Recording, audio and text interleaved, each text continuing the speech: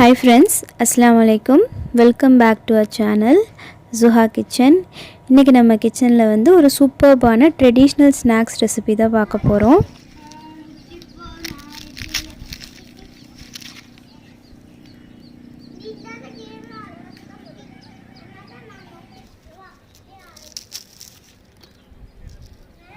இந்த ஸ்நாக்ஸ் பார்த்திங்கன்னா வந்து ரொம்ப நாள் பழமையான ஒரு ஸ்நாக்ஸு. அந்த காலத்துலலாம் வந்து இந்த பலகாரம் இல்லாமல் வந்து கல்யாணத்துக்கு சீர் வைக்க மாட்டாங்க. இந்த பலகாரம் வந்து ஒரு மெயினான பலகாரம்.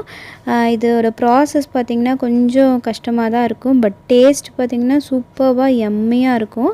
இது எப்படி வந்து நான் செய்யறதுன்ட்டு இந்த வீடியோவில் உங்கள் கூட ஷேர் பண்ண போகிறேன். இது வந்து எத்தனை பேர்த்துக்கு தெரியும் அப்படின்றது எனக்கு தெரியல. பட் சூப்பராக இது வந்து கொஞ்சம் கொஞ்சமாக இப்போ யாரும் அவ்வளோவா ட்ரை பண்ணுறதில்ல இதோட ப்ராசஸ் நினச்சி. இன்றைக்கி நம்ம வீடியோக்காக ஸ்பெஷலாக இதை வந்து ட்ரை பண்ணலாம் அப்படின்னு சொல்லிட்டு நாங்கள் ட்ரை பண்ணியிருக்கோம். கண்டிப்பாக வீடியோ ஸ்கிப் பண்ணாமல் பாருங்கள். இப்போ வாங்க இதை எப்படி செய்கிறதுன்னு பார்க்கலாம். இதுக்கு பார்த்திங்கன்னா நான் வந்து 1.5 kg வந்து மைதா எடுத்திருக்கேன். அப்புறம் பார்த்திங்கன்னா வந்து ஒரு ஸ்பூன் அளவுக்கு உப்பு. இது வந்து சும்மா அந்த ஒரு இதுக்காக சேர்த்திக்கிறோம் உப்பு. இது நல்லா ஃபஸ்ட்டு மிக்ஸ் பண்ணி விட்டுக்கலாம். அந்த மைதாவும் உப்பும் நல்லா மிங்கிள் ஆகிற மாதிரி நல்லா கலந்து விட்டுடுங்க. இப்போ இது நல்லா கலந்த பிறகு இதில் பார்த்திங்கன்னா ஒரு 150 ml இல்லாட்டி 100 ml வந்து பால் எடுத்துக்கலாம். இந்த பாலையும் சேர்த்துட்டு நல்லா மிக்ஸ் பண்ணி விட்டுடுங்க. இதை நல்லா மிக்ஸ் பண்ண பிறகு நம்ம வந்து பரோட்டாக்கு பிசைகிற மாதிரியே மாவு தண்ணி ஊற்றி கொஞ்சம் கொஞ்சமாக பிசைஞ்சு எடுத்துக்கலாம். மாவை நல்ல ஒரு பராத்தா மாவு பிசைகிற மாதிரியே ஒரு திக் கன்சிஸ்டன்சிக்கு இந்த டோ வந்து ப்ரிப்பேர் பண்ணி எடுத்துக்கலாம். இப்போ பார்த்திங்கன்னா இந்த அளவுக்கு ப்ரிப்பேர் ஆகிட்ட பிறகு நான் வந்து ஒரு 100 ml வந்து நெய் சேர்த்துக்கிறேன். இதில் ஃபுல்லாக நெய் ஊற்றிடுங்க. இப்போ இது நெய் நல்லா ஊற்றின பிறகு திருப்பி இந்த மாவோடு இந்த நெய் வந்து நல்லா கலக்கணும். அந்தளவுக்கு நல்லா பிசைஞ்சிருங்க. அந்த டோ பார்த்திங்கன்னா நல்லா சாஃப்டாக 2 கை வச்சு நல்லா அழுத்தம் கொடுத்து பிசைங்க. நம்ம பரோட்டாவுக்கு வந்து நம்ம தூக்கி தூக்கி போடுவோம், அந்த மாதிரி போடக்கூடாது. அப்போ ஒரு 2 to 3 tablespoon வந்து நார்மல் குக்கிங் ஆயில் சேர்த்திக்கோங்க. நமக்கு நெய்யே நிறைய சேர்த்துனால ஆயில் கொஞ்சமாக சேர்த்துனாவே போதும். இப்போ இது நல்லா பிசைஞ்சு விட்டுடுங்க. இப்போ இது வந்து குறைஞ்சது ஒரு 2 to 3 hours நல்லா ஊற வச்சிடலாம். இது பார்த்திங்கன்னா வந்து மாமா வீட்டில் வளர்த்துற கிளி. இது வந்து குட்டியாக இருக்கிறப்பே வாங்கினாங்க. இவ்வளோ பெருசாக வளர்ந்துருக்கு. இன்னும் பறக்கக்கூட தெரியாது. இதோட பேர் பார்த்திங்கன்னா ஆக்கில். இது வந்து ஒரு பாய் கிளி. நிறைய சேட்டை பண்ணும், சாப்பாடெல்லாம் நல்லா சாப்பிடும். இப்போ வந்து நம்ம வந்து நம்மளுடைய பலகாரத்துக்கு வந்துடலாம். இப்போ டோ பார்த்திங்கன்னா வந்து இந்த அளவுக்கு சாஃப்ட் ஆகிடுச்சு. நம்ம ஊற வச்சது ஒரு 2 hours கிட்ட ஊற வச்சுருக்கோம். இப்போ நார்மலாக பரோட்டாக்கு எப்படி நம்ம குட்டி குட்டி பால்ஸாக ப்ரிப்பேர் பண்ணுவோமோ அந்த மாதிரி ப்ரிப்பேர் பண்ணி எடுத்து வச்சுருக்கு எல்லா பால்ஸையும். இப்போ எல்லா டோவும் ரெடியாக இருக்குது பாலாக ப்ரிப்பேர் ஆகி. இப்போ பார்த்திங்கன்னா இது பார்த்திங்கன்னா வந்து பட்டரு நல்லா வந்து ரூம் டெம்பரேச்சரில் இருக்குது. இது வந்து மெல்ட்லாம் பண்ணல, நார்மல் டெம்பரேச்சர் ரூம் டெம்பரேச்சரில் இருக்குது.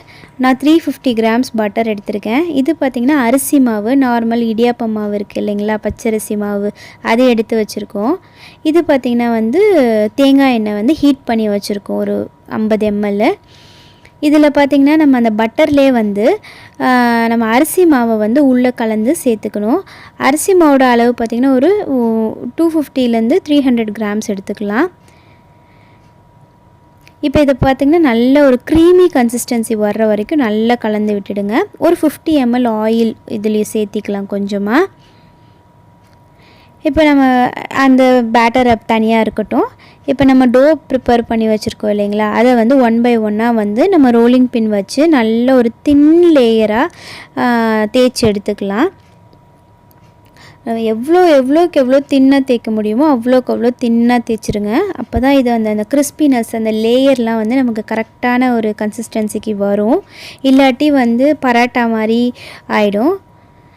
இப்போ அந்த தின் லேயர் அந்த மாவு இருக்குங்களா, அதை போட்டுட்டு நம்ம அந்த பட்டர் பேட்டர் இருக்குது இல்லைங்களா, அதையும் உள்ளே வச்சு நல்லா வந்து தேய்ச்சி விட்டுடலாம். எல்லா இடத்துக்கும் கொஞ்சம் கூட மிஸ் ஆகாமல் எல்லா இடத்துலையும் படுற மாதிரி ஃபுல்லாக தேய்ச்சி விட்டுடுங்க. இதோட கன்சிஸ்டன்சி பார்த்திங்கன்னா தேய்ச்சிட்டு எக்ஸஸாக இருக்கிறத கையில் வலித்து எடுத்துடணும்.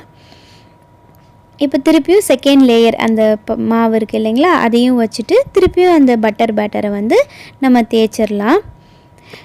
இதை வந்து ஒரு 4 லேயருக்கு நம்ம வந்து இதை வந்து ரிப்பீட் பண்ண போகிறோம். இது பார்த்திங்கன்னா ரொம்ப நிறையவும் தேய்ச்சிடக்கூடாது. இந்த பட்டருடைய அந்த கலவையை ரொம்ப நிறைய தேய்ச்சிட்டோன்னா வந்து நம்ம எண்ணெயில் போட்டு பொரிக்கையில் வந்து உதிரி உதிரியாக ஆயிரும், நமக்கு ஒரு பதமாக கிடைக்காது. இப்போ நான் ஆல்ரெடி சொன்ன மாதிரி வந்து ஒரு 4 to 5 லேயர்ஸ் இதை நம்ம ப்ரிப்பேர் பண்ணி வச்சுக்கிட்டோம். இப்போ நம்ம வந்து 4 லேயராக போட்டிருக்கு. கடைசி லேயர்லேயும் வந்து அந்த பட்டரோடைய அந்த கலவையை உள்ளே சேர்த்துட்டு நம்ம ஃபுல்லாக தேய்ச்சிட்டு இப்போ இந்த எண்டிலேருந்து நம்ம வந்து ரோல் பண்ணி எடுத்துகிட்டு வர போகிறோம். அப்படியே மெதுவாக ஜென்டலாக வந்து இதை வந்து ரோல் பண்ணி எடுத்துக்கோங்க. இந்த மாதிரி நல்லா ரோல் பண்ணி, ரொம்ப அழுத்தம் கொடுத்து ரோல் பண்ணாமல் ஜென்டிலாக ரோல் பண்ணி எடுத்து வச்சுக்கலாம். இப்போ இது ரோல் பண்ணியாச்சு. இப்போ இது பார்த்திங்கன்னா வந்து நம்ம வந்து ஒரு ரெண்டு எண்டுலேயும் வந்து குட்டி குட்டியாக கட் பண்ணி எடுத்துக்கலாம். ஏன்னா அன்ஈவனாக இருக்குது இல்லைங்களா. இப்போ பார்த்திங்கன்னா நடுவில் வந்து ஒரு 1.5 to 2 இன்ச் அளவுக்கு நம்ம கேப் விட்டு இதை வந்து கட் பண்ணி எடுத்துக்கலாம். கட் பண்ணி எடுத்து தனித்தனியாக வச்சுக்கலாம்.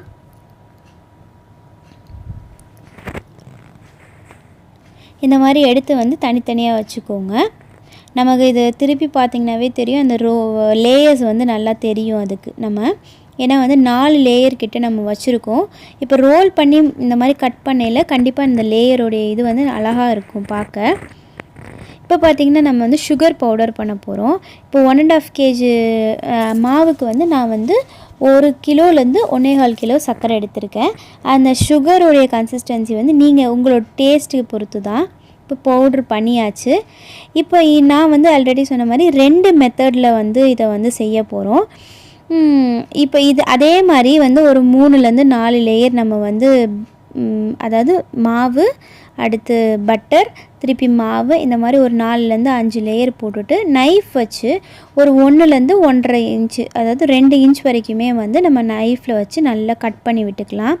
இந்த மாதிரி கட் பண்ணுற மாதிரி கேப் விட்டு கட் பண்ணி விட்டுடுங்க. பட் பர்சனலாக வந்து நான் ப்ரிப்பேர் பண்ணுறது பார்த்திங்கன்னா ஃபஸ்ட்டு மெத்தட் தான் ரொம்ப ஈஸியாக இருக்கும். இது கொஞ்சம் கஷ்டமாக இருக்கிற மாதிரி தெரியுது. பட் நீங்கள் ட்ரை பண்ணிங்கன்னா எப்படின்னு பார்த்துக்கோங்க. இப்போ இதை வந்து நம்ம ஒரு கட் பண்ண பீசஸை ஒவ்வொன்றா வந்து நம்ம ரோல் பண்ணி அதே மாதிரி ரோல் பண்ணி எடுத்து வச்சுக்க போகிறோம். இப்போ இது பார்த்திங்கன்னா கொஞ்சம் பெருசாக இருக்குது இல்லைங்களா, அதனால் வந்து பாதியோ இல்லை முக்கால்வாசியோ அது வரைக்கும் நம்ம ரோல் பண்ணிவிட்டு பேலன்ஸை வந்து கட் பண்ணிவிட்டு நம்ம இதை எடுத்து வச்சிடலாம். பேலன்ஸ் இருக்கிறது வந்து நெக்ஸ்ட் லேயரோட வந்து நம்ம ஜாயின் பண்ணி இது பண்ணிக்கலாம். இப்போ நம்ம கட் பண்ணி வச்சது எல்லாமே வந்து ஒரு லைட்டாக ஒரு ஜென்டில் ஒரு ப்ரெஸ் கொடுத்துட்டு எண்ணெய் தொட்டு ப்ரெஸ் கொடுத்து வச்சுக்கலாம். அப்போ தான் வந்து அந்த மாவு வந்து காயாமல் இருக்கும். ஏன்னா இதோட ப்ரிப்ரேஷன் பார்த்திங்கன்னா கொஞ்சம் டைம் எடுக்கும். அது வரைக்கும் மாவு காயாமல் இருக்கணும். அதுக்காக வந்து அந்த எண்ணெயை வந்து லைட்டாக தொட்டு ஜென்டிலாக ப்ரெஸ் பண்ணி வச்சுக்கலாம். இது எல்லாமே நம்ம வந்து மாவெல்லாம் ப்ரிப்பேர் பண்ணிகிட்டு இருக்காங்க. இப்போ ஓரளவுக்கு கொஞ்சம் மாவு ப்ரிப்பேர் ஆகிடுச்சு. இப்போ இதை வந்து நம்ம திருப்பியும் போர்டில் வந்து ரோலிங் பின் வச்சு நார்மலாக நம்ம பராட்டா தேய்க்கிற மாதிரியே ரொம்ப தின்னாக தேய்ச்சிக்கோங்க. ஈக்குவலாக இருக்கணும். எங்கேயுமே வந்து ஒரு சைடு பெருசாக ஒரு சைடு சின்னதாக இல்லாமல் ஈக்குவலாக தேய்ச்சி எடுத்துக்கோங்க. அப்போ தான் வந்து நம்ம எண்ணெயில் பொரிக்கையில் கரெக்டாக இருக்கும். இப்போ இதுவும் ஓரளவுக்கு எல்லாமே ரோல் பண்ணியாச்சு, தேய்ச்சாச்சு. இப்போ எண்ணெய் நல்லா காஞ்சிருச்சு. இப்போ இதை வந்து நம்ம வந்து நார்மலாக பூரி பொரிக்கிறோம் இல்லைங்களா, அந்த மாதிரி போட்டு பொரிச்சு எடுத்துடணும். இப்போ அந்த ஒயிட்டாக இருக்கிறது பார்த்திங்கன்னா நம்ம நார்மலாக அந்த டஸ்ட் பண்ணுவோம்ல மாவு, அந்த இது தான் வந்து நமக்கு ஒயிட்டாக தெரியுது இந்த எண்ணெயில், வேறு எதுவும் கிடையாது. இப்போ இதில் வந்து கொஞ்சமாக எண்ணெய் எடுத்து ஊற்ற நமக்கு வந்து நல்ல உப்பி பெருசாக கிடைக்கும். இப்போ இது ஜென்டிலாக திருப்பி போட்டுருங்க. இது ரொம்ப சூப்பர்பான ஒரு யம்மியான ஒரு ஸ்நாக்ஸ் ரெசிபிங்க. கண்டிப்பாக ட்ரை பண்ணுங்கள். இப்போ ஓரளவுக்கு நல்ல ஒரு கலர் வந்திருக்கு. இது பார்த்திங்கன்னா வந்து ரொம்ப ஒரு ப்ரௌன் கலரில் இருக்கக்கூடாது, ஒரு ஹாஃப் ஒயிட்டில் இருக்கணும். அதுதான் வந்து கரெக்டான இதுக்கு பதம். இப்போ ஒன் பை ஒன்னாக ஆட் பண்ணி நம்ம பொரிச்சு எடுத்துக்கலாம். இது ரொம்ப ரொம்ப ட்ரெடிஷ்னலான ஒரு ஸ்நாக்ஸ் ரெசிபி, பலகாரம். இது இல்லாமல் எந்த கல்யாணம், காது குத்து, வளகாப்பு அந்த மாதிரி எதுவும் நடக்காதுங்க. இந்த ட்ரெடிஷ்னல் ஸ்நாக்ஸ் வச்சு தான் அவங்க சீர்வரிசையே வைப்பாங்க. இது ரொம்ப நாளாக இப்போ இதோட ப்ராசஸிங் பார்த்திங்கன்னா ரொம்ப பெருசுன்றனால நிறைய பேர் இதை வீட்டில் வந்து ட்ரை பண்ணுறது கிடையாது.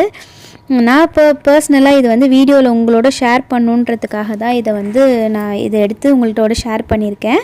கண்டிப்பாக வந்து கொஞ்சோண்டு மாவாவது போட்டு வீட்டில் ப்ரிப்பேர் பண்ணி பாருங்கள்.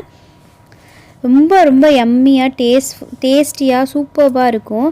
அதுவும் வந்து நம்ம கிட்ஸுக்கு கொடுக்கையில் ரொம்ப கிறிஸ்பியாக ரொம்ப என்ஜாய் பண்ணி சாப்பிடுவாங்க. இதை இந்த மாதிரி அழுத்தம் கொடுத்து நம்ம வந்து எண்ணெயில் போட்டு பொரித்து எடுத்துக்கலாம். நிறைய செய்கிறோன்றனால வந்து எல்லாருமே வந்து ஒரு மூணு மாமிங்க எல்லாம் நல்லா ரோல் பண்ணி ஒருத்தர் ரோல் பண்ணிவிட்டு ஒருத்தர் வந்து அந்த இது தேய்ச்சிட்டு இருக்கிறாங்க. இது பார்த்திங்கன்னா நம்ம சுகர் பவுடர் பண்ணி வச்சோம் இல்லைங்களா ஃபஸ்ட்டு, அதுதான். இப்போ நம்ம பொரித்து வச்சுருக்க அந்த பலகாரத்தை இப்போ எடுத்து நம்ம பவுட்ரு பண்ணி வச்சுருக்க சுகர் இருக்குது இல்லைங்களா, அதில் வந்து லைட்டாக தூவி 2 சைடுமே நல்லா தூவி எடுத்து வச்சுக்கலாம். இது வந்து அந்த காலத்தில் ட்ரெடிஷ்னலாக எப்படி பண்ணுவாங்கன்னா, ஒரு 1/2 kg சுகருக்கு ஒரு 1 லிட்டர் தண்ணி வந்து சுகர் சிரப் மாதிரி காய்ச்சி அதில் ஊற வச்சு எடுத்து வச்சுருவாங்க. அதை எடுத்து வைக்கையில் கொஞ்சம் காஞ்சிருச்சுனாவே அது வந்து ஒயிட்டாக ஃபார்ம் ஆகிடும், நம்ம சுகர் பவுடர் பண்ணி வச்ச மாதிரி. பட் இந்த டைமில் அது செய்யறதில்ல. நம்ம வந்து பர்சனலாக வந்து பவுடர் சுகர் போட்டு நம்ம சர்வ் பண்ணிடுறோம். அவ்வளோதான். நம்ம இப்போ ஓரளவுக்கு வந்து எல்லாமே ப்ரிப்பேர் பண்ணியாச்சு. நம்ம எல்லாமே ப்ரிப்பேர் ஆகிடுச்சு. இப்போ வந்து ஒரு பெரிய பேஷனில் வந்து இதை நம்ம வந்து டிஸ்ப்ளே பண்ணிடலாம். நான் வந்து வீடியோ ஸ்டார்டிங்லேருந்தே இந்த ரெசிபி பேரை வந்து நான் உங்ககிட்ட சொல்லவே இல்லை. இதோட ரெசிபி பேர் என்னன்னு கேட்டிங்கன்னா பேனியான்னு சொல்லுவாங்க. இதை வந்து பர்சனலாக வந்து மைதாவில் தான் செய்வாங்க. சுகர் சிரப் வச்சு ட்ரெடிஷ்னலாக செய்வாங்க. பட் நம்ம வந்து சுகர் வந்து பவுடர் சுகர் ஆட் பண்ணி இதை வந்து ப்ரிப்பேர் பண்ணியிருக்கோம். டேஸ்ட் வந்து யம்மியாக சூப்பராக இருக்குங்க, சான்ஸே இல்லை. நான் வீடியோ ஸ்டார்டிங்லேயே வந்து உடச்சி காமிச்சிருப்போம். அவ்வளோ கிறிஸ்பியாக அவ்வளோ சூப்பராக இருக்கும். நான் வந்து இது வந்து அவ்வளோவா யாரும் ட்ரை பண்ணுறதில்ல. கண்டிப்பாக இதை ட்ரை பண்ணி பார்த்துட்டு எப்படி வந்துச்சுன்னு கமெண்ட் பண்ணுங்கள். மறக்காமல் நம்ம ஜுஹா கிச்சனை லைக், ஷேர் அண்ட் சப்ஸ்கிரைப் பண்ணிவிடுங்க. பாய், தேங்க்யூ.